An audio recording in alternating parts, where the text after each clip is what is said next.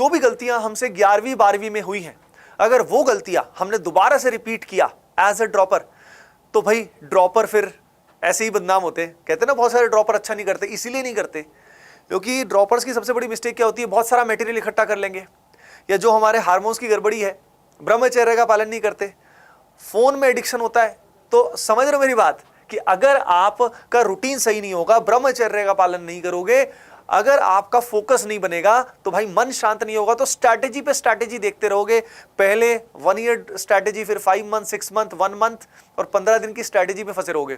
तो अगर as a dropper अच्छा करना चाहते हो, what you need is intense focus. और इंटेंस फोकस के लिए आपका रूटीन बहुत अमेजिंग होना चाहिए, स्लीप रूटीन सही होना चाहिए, फिजिकली हेल्दी, मेंटली हेल्थी, तभी जाके सब होगा। नहीं तो छोटी छोटी बातों पे डीमोटिवेट होते रहोगे, टेंशन में रहोगे, बार बार रिजल्ट के बारे में सोचते रहोगे। एक बात श्रीमद् भगवत गीता में जो श्लोक है वो बोलना चाहूंगा, कर्मण्ये वाध्यकरस्ते मा फलेषु कदाचन।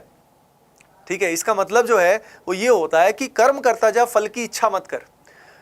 लेकिन डीपली अगर मैं आपको सिंपल आपके लेवल पे बोलूं तो फंडा ये है कि भाई आपका जो कल बनता है या आपका जो रिजल्ट बनता है वो आपके आज पे निर्भर करता है। आप आज जैसा करोगे उस पे ही आपका फ्यूचर अपने आप अच्छा बन जाएगा। तो इसलिए आपका फोकस होना चाहिए every day, 1 day at a time.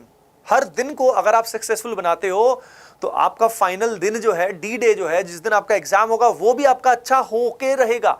लेकिन अगर आप हमेशा फ्यूचर में जीते रहते हो तो प्रेजेंट कभी अच्छा होगा नहीं, प्रेजेंट अच्छा नहीं होगा तो फ्यूचर भी कोई खास नहीं होगा। तो याद रखिए ये सब बहुत जरूरी है।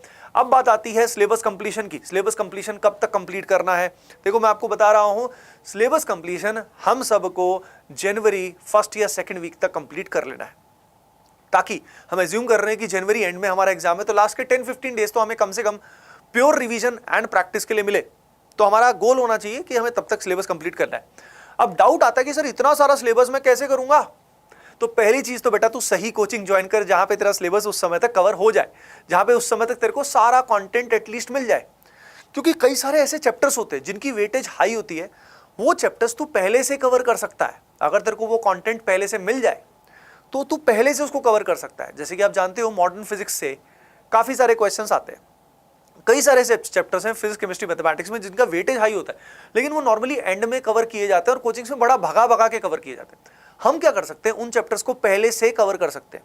लेकिन हमें तो सब कुछ कवर करना है, तो पहली चीज ध्यान रखिए, थ्योरी हमें उन्हीं चैप्टर्स की करनी है, या तो हमें चैप्टर आता ही नहीं है या बिल्कुल कमजोर है। जो चैप्टर हमें ठीक से आता है, कई चैप्टर्स होंगे ना जो आपके 12वीं क्लास तक भी ठीक ठाक रहे होंगे, जिनका थ्योरी ठीक ठाक रहेगा, बोर्ड लेवल तक का भी ठीक ठाक होगा, तो भाई उन चैप्टर में तू थ्योरी दोबारा से क्यों करेगा? उसकी क्लास दोबारा से क्यों करेगा? बेवकूफ थोड़ी है तू।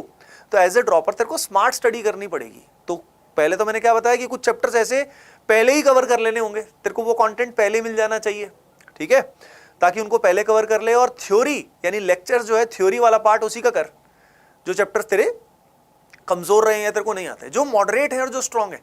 क्लास के लेक्चर्स में ध्यान रखो कि रिकॉर्डेड लेक्चर्स का बेनिफिट ये रहता है कि उसके अंदर तुम फास्ट फॉरवर्ड कर लोगे आगे, और वो उसमें सिर्फ जो इलस्ट्रेशंस हैं या क्वेश्चंस हैं उस पर ध्यान दोगे। तो उससे क्या फायदा होगा? उससे फायदा ये होगा कि मैं आपको बता रहा हूँ कि लगभग 600 आवर्स के लेक्चर्स चाहिए होते हैं। 600 आवर्स की बात कर रहा हूँ मैं, रिकॉर्डेड के अंदर 600, 650, 670 लेक्चर्स के आसपास लगते हैं ड्रॉपर कोर्स कराने में।